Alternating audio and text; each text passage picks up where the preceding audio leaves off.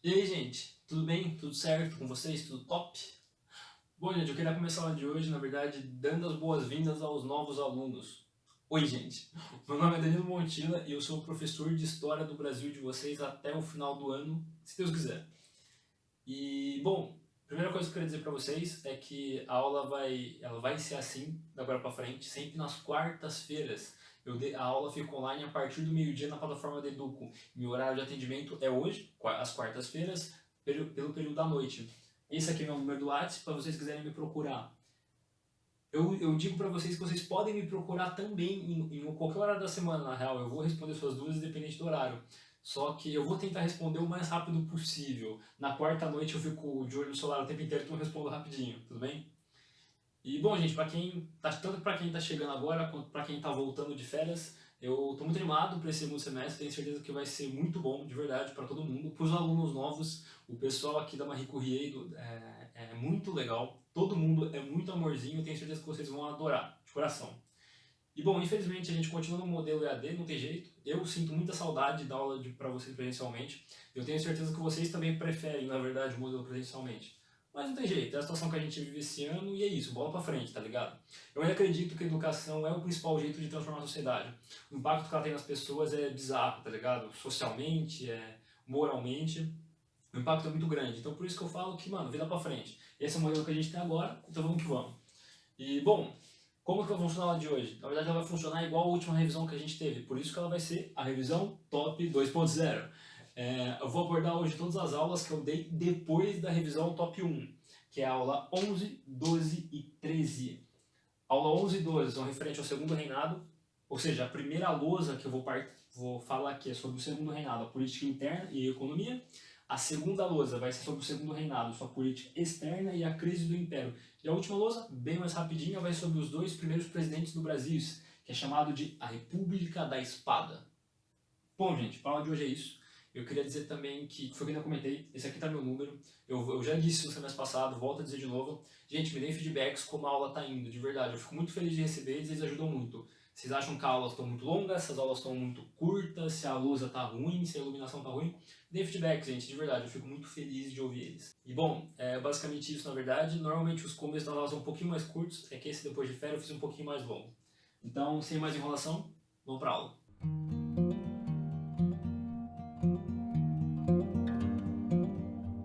E bom, gente, na verdade a primeira coisa que eu queria falar é que eu vou tentar ser o mais sucinto possível nessa revisão. Vai ter bastante informação condensada. Eu vou ter uma abordagem mais rasa, eu só vou bater na tecla que os assuntos que o vestibular mais pede. Então por isso que eu recomendo para vocês, gente, assistam as aulas que eu vou nesses tópicos, eu abordo esses tópicos individualmente com muito mais profundidade, muito mais calma. Então para entender é bem mais fácil, basicamente.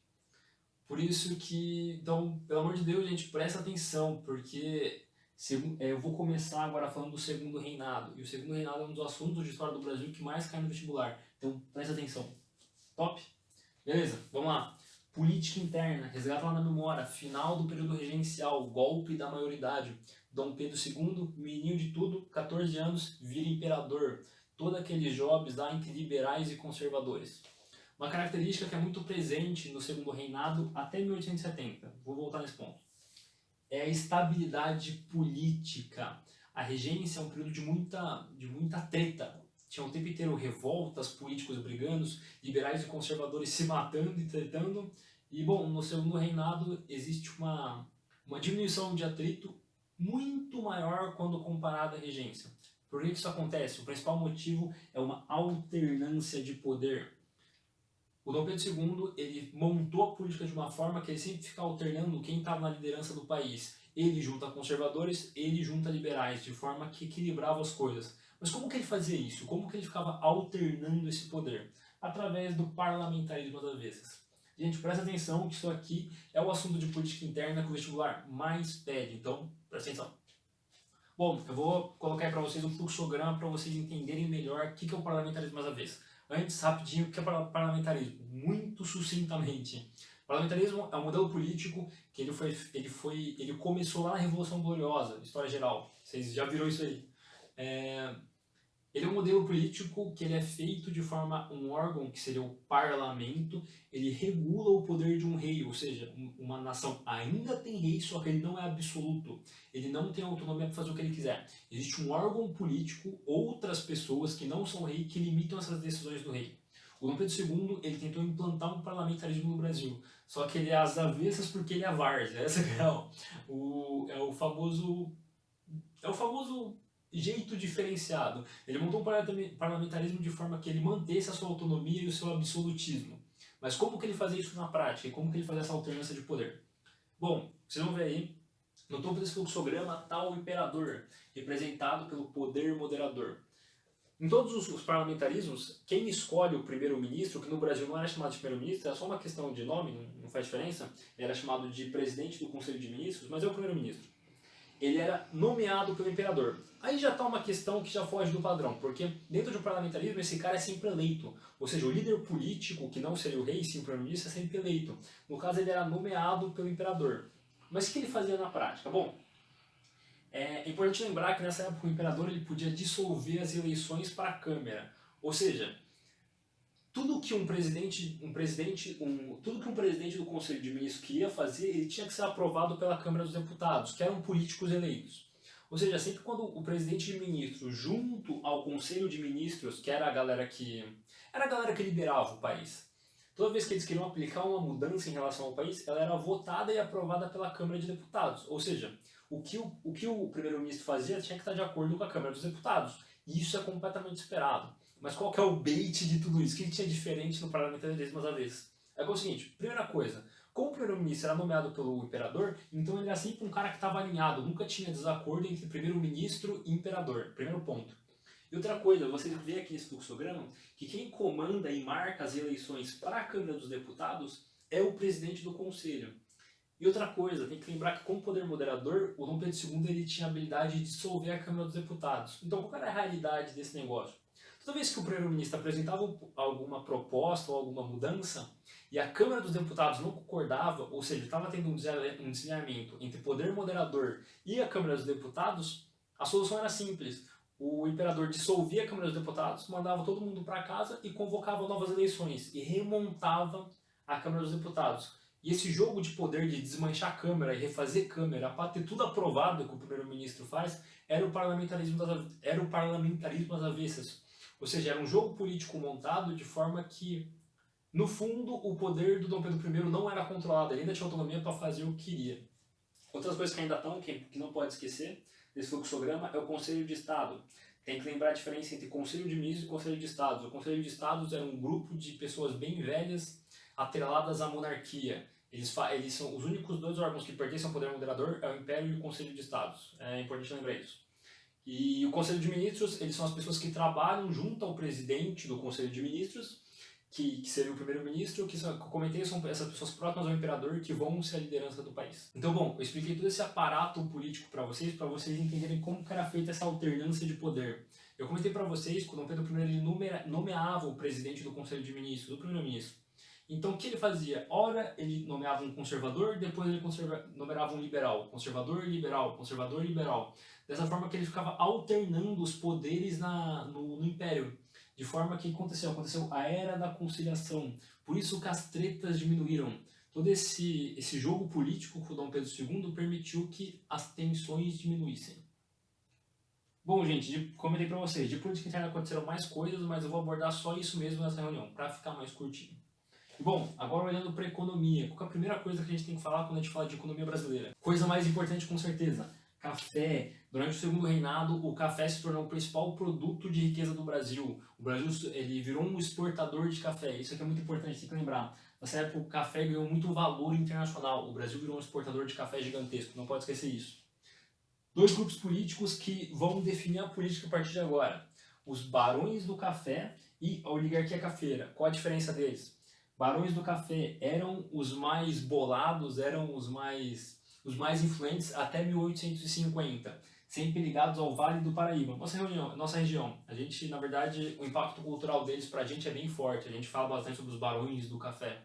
São pessoas escravistas, não pode esquecer, ligadas a mão de obra deles era escrava, eles eram ligados ao imperador, uma galera mais aristocrática.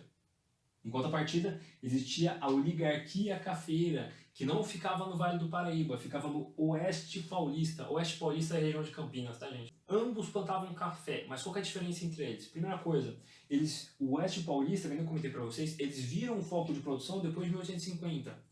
Mas o que acontece em 1850 que a partir daqui a oligarquia cafeeira se torna mais importante que os barões do café, que o Oeste Paulista fica mais importante que o Vale do Paraíba. É a Lei Eusébio de Queiroz. A Lei Eusébio de Queiroz é uma lei muito importante, a gente não pode esquecer, pelo amor de Deus, essa é muito importante. É a lei que proíbe o tráfico de escravos no Brasil. A partir desse momento, era crime chegar escravos do Atlântico no Brasil. Ou seja, eu comentei para vocês, os barões do café eram tipicamente escravistas. Então, a partir desse momento, tem uma falta de mão de obra escrava no Brasil. E a oligarquia cafeeira do Oeste Paulista, eles trabalhavam com mão de obra livre. Na verdade, era mão de obra escrava também. Só que eles não usavam só escravo, eles usavam os dois, tanto livre quanto escrava. Então, eles a partir desse momento, eles começaram a ter mais oportunidade de negócio. Tem várias questões, como eles eram mais capitalistas e tudo mais, que eu não vou entrar em detalhes. A única coisa importante que tem que falar sobre imigração. Eles usaram de mão de obra branca imigrante europeia. O governo incentivou a vinda de imigrantes para cá nessa época, depois de 1850. Vale dar uma pena também lembrada sobre a Lei das Terras. Lei das Terras é aquela lei que inviabilizava que esses imigrantes que estavam chegando no Oeste Paulista para trabalhar na lavoura de café, substituir a mão de obra escrava, eles não podiam adquirir terras. Então, pensa bem, você é um imigrante chegando no Brasil, não tem como comprar terra, então esses imigrantes eles eram forçados a trabalhar em uma condição análoga à escravidão. Eles acabavam morando com esses latifundiários e em condições horríveis, com pagamentos horríveis. Era um trabalho assalariado, ou seja, não era escravo, mas as condições de trabalho eram análogas à escravidão. Tem que lembrar da Lei das Terras, também de 1850. Volto a dizer, na aula que eu falei sobre isso, eu tratei com bem mais profundidade esse assunto. Mas beleza. Último tópico, modernização da economia. Nessa época, o Brasil ele sofreu várias mudanças econômicas. A partir desse momento, o Brasil ele começou a ter mais dinheiro na economia, ele se tornou um estado maior, bem mais influente. Então, algumas mudanças aconteceram. A primeira delas, houve uma tentativa de industrialização. Falha, mas houve uma tentativa. Um cara chamado Barão de Mauá, um cara muito influente, na verdade muito importante na história do Brasil, ele tentou implementar um surto industrial. No começo deu certo, só que depois por atritos com a aristocracia não deu certo. Mas é importante lembrar que ele tentou montar a indústria de um país que era 100% agrário. E bom, outra coisa, na verdade, ocorreram várias modernizações da economia, como o uso do telégrafo, iluminação a gás, várias mudanças que aconteceram no Brasil nessa época. O Brasil ficou com uma cara mais chique. Mas uma das principais é a malha ferroviária. Para transportar o café, agora que o Brasil tinha se tornado um grande país exportador, era preciso um serviço de transporte mais eficiente. Então as linhas ferroviárias foram inventadas, até importante que as linhas ferroviárias elas tiveram bastante importância do Barão de Mauá também. Mas bom, elas foram inventadas para escolher a produção tanto do Vale do Paraíba e do Oeste Paulista por litoral, para ser transportada para o porto, tanto o Porto do Rio de Janeiro como o Porto de Santos, para fora do país. Volto a dizer, foram várias mudanças, várias modernidades, mas a mais importante é a malha ferroviária. E bom, gente, de política interna e economia é isso. Tentei ser bem sucinto, então vamos para política externa.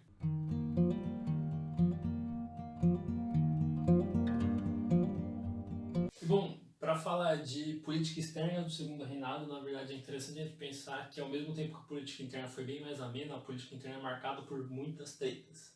Bom, a primeira delas que a gente vai falar, questão Christie. Christie era o nome do embaixador inglês que estava aqui no Brasil e se envolveu em várias tretas. A primeira delas é que um navio brasileiro naufraga lá no Paraná. Esse navio era inglês e o embaixador Christie ele exige que essa carga seja paga de volta, porque essa carga é saqueada. Então, esse embaixador exige que o Brasil pague de volta o preço dessa carga roubada para o governo. Um tempo depois, três marinheiros ingleses são presos lá no Rio de Janeiro. Eles estavam bêbados e causando na rua, e eles são presos. Esse mesmo embaixador ele não só agora exige que a carga seja paga, como ele também exige que esses 3 marinheiros sejam soltos e que os policiais que prenderam esses 3 marinheiros sejam punidos.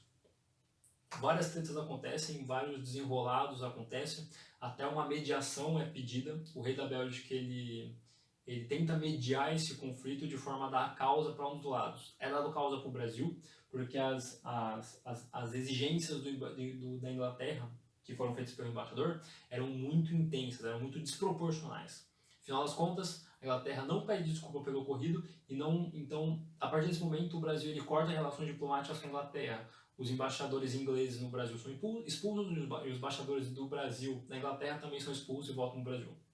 Beleza? Questão da platina. Essa já é um pouco mais complicada, vou ser bem simples. O Brasil ele tem uma postura muito imperialista durante o segundo reinado. Ele aplica a vontade dele na América Latina na porrada, essa que é a fita. E durante 2 vezes ele intervém militarmente no Uruguai e no no Uruguai e na Argentina. Ele invade Montevidéu 2 vezes e Buenos Aires ele ajuda na invasão da capital. A primeira vez estava tendo uma treta no Uruguai entre colorados e blancos latifundiários, colorados e comerciantes. Esses colorados eram ligados aos gaúchos, várias tretas. Fato é que, eventualmente, os blancos eles dominam a capital do Uruguai, que é Montevidéu, eles assumem o poder lá. O Brasil, em especial os gaúchos, se vê ameaçado com vários negócios que eles tinham no Uruguai. A relação comercial entre colorados e uruguaios era muito intensa. Então, quando os blancos assumem o poder, o Brasil vê uma ameaça nisso. Então, o Brasil ajuda os colorados a invadir Montevidéu e tira os blancos do poder e põe o colorado. Isso acontece em 1850. O problema é que, alguns anos depois, essa mesma treta se repete e o Brasil ocupa Montevidéu de novo, colocando os colorados de novo no poder. A questão é que a segunda vez é um pouco mais delicada, porque o Paraguai ele vê nisso, ele considera isso um ato de guerra para ele. Você mas o que o Paraguai tem a ver com essa história? Uruguai e Argentina, não só o Uruguai, mas o Brasil, Uruguai, Argentina e o Paraguai, eles fazem parte da Bacia do Prata, os rios que estão em volta do Rio do Prata. Todos esses 4 países é de total importância a Bacia do Rio do Prata, porque esses 4 países usam esse rio para escoar suas mercadorias. O problema é que tem uma diferença em relação ao Portugal, em relação ao Paraguai, que eu já vou chegar já. Mas bom, o que foi a Guerra do Paraguai? Aconteceu entre 1865 e 1870. Um cara chamado Solano Lopes era o líder do Paraguai na época. E a questão que eu tinha comentado antes, existiu uma necessidade do Paraguai ter acesso à costa, por esse motivo que eu comentei antes. O único jeito do Paraguai escoer sua produção interna para fora do seu país era através do Rio do Prata. Então, quando acontece toda essa treta política entre Uruguai, Argentina e Brasil, ele vê que se alguma hora tivesse uma mudança de poder muito abrupta, um dos lados podia bloquear o Paraguai de usar o Rio do Prata. Se isso acontecesse, o Paraguai não ia escorrer a própria mercadoria.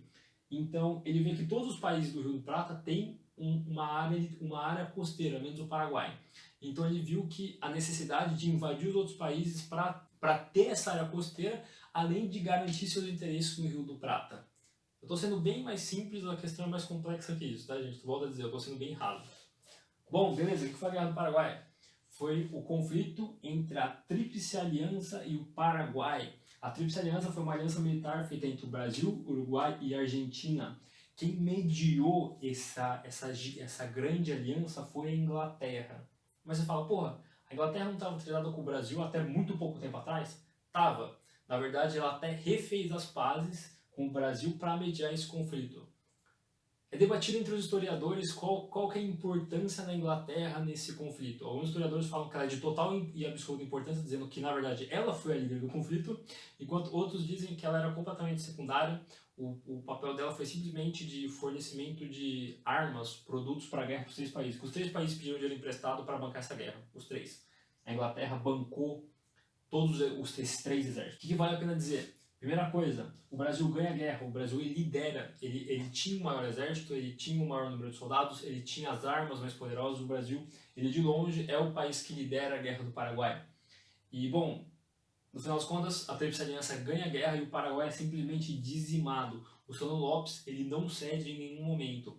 Depois que a capital do Paraguai, que é Assunção, é dominada, a guerra ainda assim continua. A população masculina do Paraguai é praticamente exterminada, não é praticamente exterminada, mas uma maioria da população masculina é morta em combate. Então, e além disso, vários meios de produção da capital são destruídos pela Tríplice Aliança. Então, depois de falar a guerra, todos os países envolvidos saíram prejudicados. Os três saíram profundamente endividados com o custo da guerra e o Paraguai saiu dizimado. Ou seja, todo mundo se fudeu, só que o Paraguai se fudeu muito mais. Gente, eu falei isso na aula que eu falei sobre isso. Pesquisem sobre esse assunto. É um episódio da história brasileira muito importante. É a maior guerra que o Brasil se envolveu e é a maior guerra da América Latina. Pesquisem sobre, é muito importante, de verdade. É uma leitura bem interessante. Tem muita literatura sobre o assunto, sabe? E bom, tipo, de que é basicamente isso. Vamos falar agora sobre a crise do Império. Quais foram os 4 principais motivos que levaram para o fim da monarquia brasileira, a saída de Dom Pedro II do poder? Primeira coisa, a questão religiosa.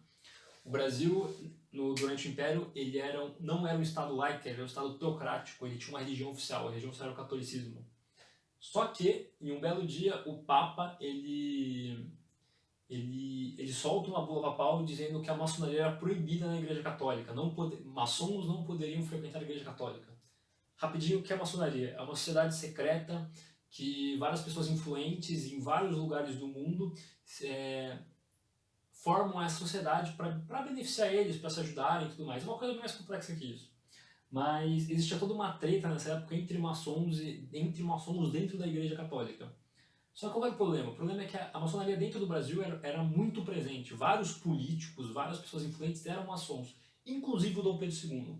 Então, quando chega essa bula papal, que os maçons não podiam frequentar a igreja, o Dom Pedro II não tem problema.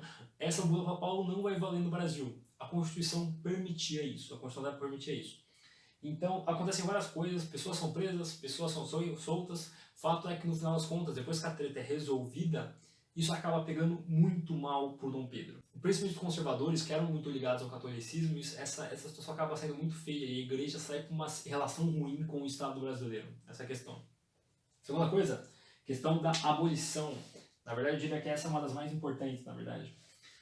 Eu contei para vocês que, quando eu falo de economia, que os barões do café ligados ao Vale do Paraíba, eles eram aristocratas. A principal mão de obra deles era escrava.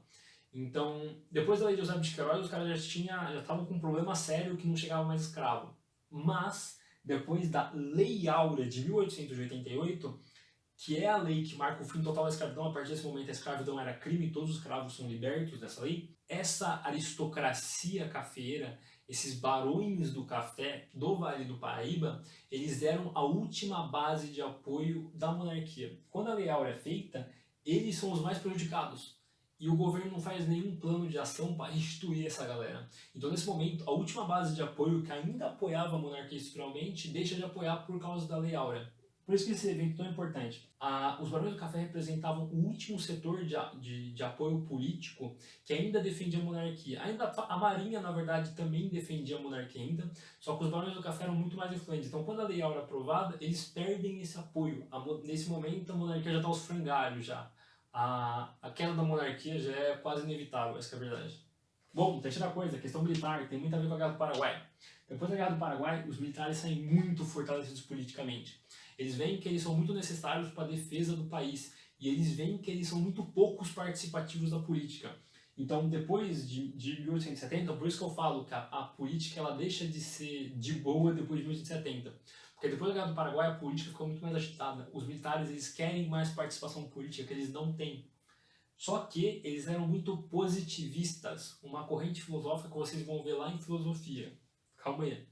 Mas é uma corrente filosófica que prega modernidade, tecnocracia. Todas essas coisas que vocês vão ver em filosofia não combinam com monarquia. Os positivistas são quase que intrinsecamente republicanos. Por isso que volta para o terceiro ponto. Questão republicana. A questão republicana ela tem muito a ver com a criação do Partido Republicano no Segundo Reinado. A primeira coisa, o que é o Partido Republicano? É o partido que defende o fim da monarquia e o começo da República. A República é o meio de poder onde os líderes não são escolhidos através do sangue. Eles não são líderes porque são filhos de algum rei. Os líderes são votados pela população, ou seja, a população vota em alguém para liderar eles. É o que a gente vive hoje em dia. A gente vota no presidente, o presidente lidera a gente. É o que a gente vive numa república até hoje. O Partido Republicano ele é criado no meio do Segundo Reinado e de cara a oligarquia cafeira do Oeste Paulista já apoia. Eu comentei para vocês, eles eram ligados a um aspecto mais capitalista e mais de uma flexibilização de mercado, que também a monarquia tinha um mercado muito fechado ainda. Então, de cara, a oligarquia cafeira já era um setor de oposição à monarquia. De cara, eles apoiaram o movimento republicano. E depois da Guerra do Paraguai, os militares também passaram a apoiar e aderiam à Casa Republicana. Então, quando surge o movimento republicano, que tinha a oligarquia cafeira, que era a liderança econômica, a galera que mais tinha dinheiro, e se juntou com os militares, ou seja, os dois maiores grupos políticos estavam alinhados para derrubar a monarquia, ou seja, era meio inevitável que a monarquia ia cair. Até que, no dia 14 de novembro de 1888, que hoje em dia é o feriado da Proclamação da República, Deodoro da Fonseca, que é um marechal, um dos heróis da Guerra do Paraguai e a principal liderança militar, lidera o golpe que destitui Dom Pedro II e é proclamado a República no Brasil. A partir desse momento, o Brasil deixa de ser uma monarquia e vira uma república, que vai ser a próxima lousa. O que vai acontecer agora? O Deodoro da Fonseca ele vai ser o primeiro presidente do Brasil e vai começar a República da Espada. A República da Espada é porque eles são militares e remete a armas.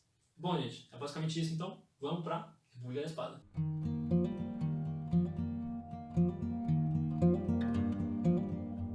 E bom, gente, para terminar a aula de hoje, o assunto mais rapidinho, a gente vai falar sobre a República das Espadas, os dois primeiros presidentes do Brasil que foram militares, por isso que eles são chamados de República da Espada, ambos são militares. Bom, o primeiro deles foi o Deodoro da Fonseca, que eu comentei para vocês, ele foi o cara que liderou a Proclamação da República e ele se tornou o primeiro presidente durante o governo provisório. Foi montado um governo provisório enquanto a nova Constituição era escrita. Primeira coisa, crise econômica. Depois da Guerra do Paraguai, eu comentei para vocês que o Brasil fez diversos empréstimos estrangeiros para bancar a guerra. Então, desde a guerra, o Brasil estava numa crise. O café estava sendo desvalorizado no mercado interno, ao mesmo tempo que a dívida externa do Brasil era muito grande. Então, o jeito que o Deodoro da Fonseca tenta consertar a crise é imprimindo dinheiro. Ele começa a imprimir mais dinheiro para tentar aquecer a economia. Qual que é o problema disso? Acontece um fenômeno econômico do Brasil que é chamado de encilhamento. Muito importante no vestibular, quando fala de Deodoro da Fonseca, ele fala sobre encilhamento. O encilhamento foi esse fenômeno onde aconteceu ter um aumento da inflação muito intenso. O dinheiro começou a se desvalorizar muito rápido por causa de uma especulação gigantesca que rolou. Tiveram vários outros agravantes, que fizeram essa especulação gigantesca que rolou no Brasil. Teve a abertura da Bolsa de Valores brasileira, teve essa impressão excessiva de dinheiro, fez com que a moeda acabasse se desvalorizando em relação à moeda internacional. É uma coisa mais complexa, eu volto a dizer, eu destrincho isso aqui com mais detalhes na aula, mas o fato é o seguinte, o encilhamento foi um movimento de excessiva especulação no Brasil, onde na tentativa de consertar a crise, o Deodoro da Fonseca só piorou ela mais ainda, essa é a real. Segunda coisa, foi feita uma nova Constituição no Brasil. A Constituição de 1822 ela era feita para o Império Brasileiro. Agora que o Brasil era uma república, não fazia mais sentido uma Constituição monarquista, era preciso fazer uma nova Constituição. Coisas importantes dessa Constituição, ela foi promulgada, quer dizer que ela foi votada e aprovada. A Constituição de 1822 ela foi otorgada, ninguém aprovou nada. Dom Pedro I, pai de Dom Pedro II, botou o pau na mesa, falou que era isso mesmo e pau no cu de todo mundo. Essa aqui não, ela foi votada e aprovada. Primeira coisa, é uma república federativa, quer dizer que os estados tinham autonomia para montar suas próprias leis, para cobrar seus próprios impostos. O governo central tinha menos autonomia. Segunda coisa, muito importante, voto masculino, alfabetizado e maior de 21 anos. Por que eu estou falando isso aqui? Porque uma república, teoricamente, ela prega por que a população possa escolher seus próprios líderes. O problema é que essas limitações, o fato de ser voto masculino, alfabetizado, maior de 21 anos, limitava profundamente. Pouquíssimas pessoas no Brasil eram alfabetizadas. Então, antes, no Império, tinha a questão do voto censitário, que apenas pessoas com dinheiro podiam votar. Por mais que agora o voto fosse universal, entre muitas aspas, na prática, ainda assim, pouquíssimas pessoas votavam, porque poucas pessoas conseguiam se encaixar nesses aspectos. Ou seja, mesmo virando uma república, o Brasil continuou um país aristocrata do mesmo jeito. A gente vai voltar mais sobre essa questão na próxima aula de como que era feita a manutenção dessa aristocracia nessa nova república. Mas o fato é o seguinte, essa Constituição ela ainda defendia valores aristocráticos porque pouquíssimas pessoas votavam. A relação era que as eleições sempre para presidente era sempre menos que 5% da população votava. Para você ver como poucas pessoas do Brasil tinham os critérios para votar. E por último, muito importante, o voto era aberto, as pessoas sabiam quem você votava. Isso aqui é muito importante porque na próxima aula isso vai meio que reger como que a política brasileira vai ser feita. Então dá uma segurada que na próxima aula eu vou voltar, isso aqui vai ser muito importante. O que é um voto aberto? Todo mundo sabe em quem se votou, não é segredo em quem você vota. Diferente de como hoje, você vai lá na urna e ninguém sabe quem você votou. Por último, para terminar, o governo de Deodoro da Fonseca é feito. A Marinha ameaça bombardear a capital. Deodoro da Fonseca, durante o governo dele, ele trata com muita gente, em especial a Marinha e a oligarquia cafeira. A Marinha, ela vê cada vez menos participativa politicamente. Então, ela aponta os canhões dela para a capital e ameaça bombardear a capital caso o Deodoro da Fonseca não renuncie e deixasse que o vice dele assumisse. O Deodoro da Fonseca vê que se ele não assumisse ia dar muita cagada, ele já estava sem apoio político, então ele renuncia. O governo de Deodoro da Fonseca acaba depois da Marinha ameaçar bombardear a capital. No final não bombardeia porque Deodoro da Fonseca renuncia. Então, o vice dele assume, Floriano Peixoto. Floriano Peixoto, ele era o vice do Deodoro da Fonseca, só que ele acaba tendo um governo bem diferente. Primeira coisa, ele começa o florianismo, que é um movimento que a gente também vai voltar a falar na próxima aula, que ele teve muita importância política no Brasil nos próximos anos. Era basicamente um grupo de civis e militares que apoiavam o Floriano e defendiam uma centralização do poder. O Floriano era um cara centralizador, tá? Segunda coisa, ele combateu a inflação criada aqui, no encilhamento. Eu comentei para vocês, a economia estava um caos. Então ele faz várias medidas que tornam ele popular. Ele acaba segurando o valor de aluguéis, ele aumenta o salário mínimo, várias medidas para segurar a inflação. E essas medidas acabam fazendo que as pessoas gostassem desse cara. Ele foi um presidente muito popular. O florianismo, ele tinha muitos adeptos, esse cara. E bom, teoricamente, na verdade, o Floriano Peixoto ele deveria convocar novas eleições. Porque a Constituição dizia? A Constituição dizia que caso um presidente ele abdicasse do seu cargo antes dos 2 primeiros anos de mandato, o vice-presidente ele não deveria terminar o mandato, apenas convocar novas eleições. E o Deodoro da Fonseca, quando ele renuncia, ele estava no primeiro ano de governo. Aí você fala, porra, mas como você estava no primeiro ano? Ele renuncia em 1891, mas ele começou a governar em 89. É que os 2 primeiros anos de governo dele foi um governo provisório. Na real, ele foi reeleito em 91. Porque depois que foi promulgada a Constituição, teve uma reeleição e ele foi reeleito de novo, indiretamente. Então, teoricamente, o Floriano Peixoto ele devia, na verdade, convocar novas eleições. Só que ele nunca fez isso, essa é a real. Ele continuou o mandato mesmo e é isso, tá ligado? Existia todo o movimento do florianismo para tentar apoiar esse governo em Vale e tudo mais, então existia toda uma delicadeza política. Fato é que ele termina o mandato dele, ele não só termina como tem uma segunda revolta da Armada. De novo a Marinha ameaça bombardear a capital pedindo para ele renunciar. Só que como ele era conhecido como um marechal de ferro, um cara muito rígido, ele era um cara muito autoritário, essa é a real. Quando ameaçam bombardear, ele não se importa, ele combate a Marinha mesmo assim e derrota e reprime essa revolução. No final das contas, o Floriano Peixoto consegue terminar seu mandato e depois disso é eleito o primeiro presidente civil brasileiro, Prudente de Moraes, que a gente vai ver na próxima aula. Bom, gente, é basicamente isso. Essa aula acabou ficando maior do que eu queria, na verdade. Eu juro que eu tentei ser o mais simples possível. Mas, bom, é basicamente isso, gente. Se vocês tiverem qualquer dúvida, eu imagino que tenham ficado várias, na verdade, que eu fui bem raso nos assuntos. Podem me mandar mensagem, eu vou ficar muito feliz de responder vocês. E, bom, é basicamente isso. Espero que vocês tenham gostado, gente. Boa semana para todo mundo. Beijo.